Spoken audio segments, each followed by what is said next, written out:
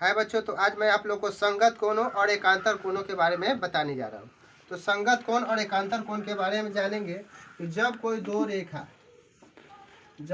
रेखा parallel हो और उसमें एक तिर्यक छेदी रेखा हो, ठीक है।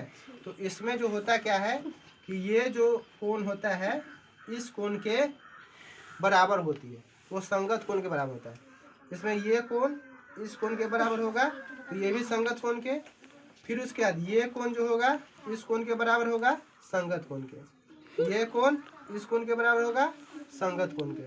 फिर उसके बाद अब एकांतर कोण समझना है कि एकांतर कोण कौन सा होगा। तो ये कोण इस कोण के बराबर होगा एकांतर कोण से। जैसे कि ये है दो तिर्यक यानी कि दो समांतर रेखा है और इसमें तिर्यक छेदी रेखा हो गया, तो ये कोण जो हो जाएगा वो इस कोण के बराबर होगा।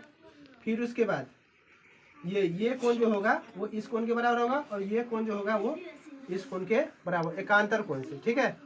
तो ध्यान दीजिएगा, एकांतर कोण में यहाँ पर ऐसे चित्र में दे दिया है D C G E B H A F.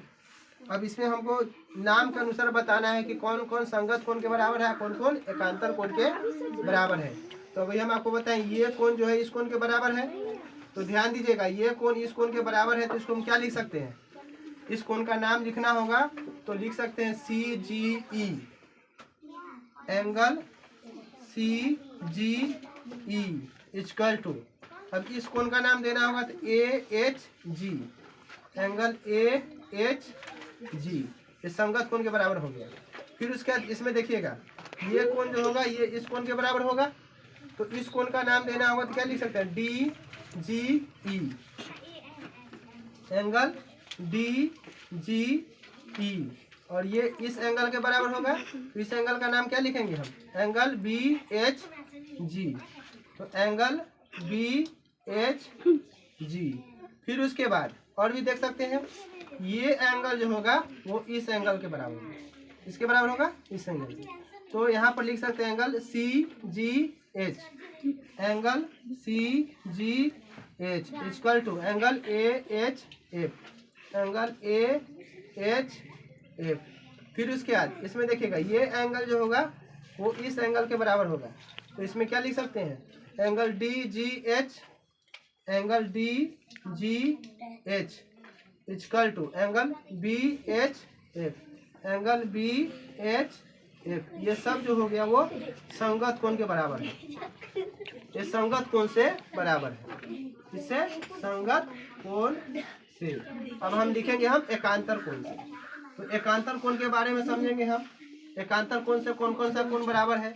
तो ध्यान दीजिएगा, ये कोण जो होगा वो इस कोण के बराबर होगा, तो इस कोण का नाम देंगे हम सी जी एच, ठीक है। इस कोण का नाम देंगे हम सी जी एच इक्वल टू, इस कोण का नाम देंगे हम जी एच बी या बी एच जी, तो लिख देंगे हम एंगल बी एच जी। अब ये एंगल जो होगा वो इस एंगल के बराबर होगा एकांतर कोण से, तो लिखेंगे इसका नाम लिखेंगे तो D G H, angle D G H equal to angle B, ये एंगल है डी जी एच हो गया तो ये इस एंगल के बराबर होगा, तो इसको लिख सकते हैं ए एच जी, ए एच जी, ठीक है। तो यहाँ पर ये दोनों हो गया, ये एंगल इस एंगल के बराबर होगा और ये एंगल इस एंगल के बराबर होगा एकांतर कोण से। तो आपसे इसमें दो ही क्वेश्चन पूछा गया था कि एकांतर कोण और संगत कोण किसके बराबर है ना, वही लिखना था। तो ये दोनों जो हो गया वो एकांतर कोण के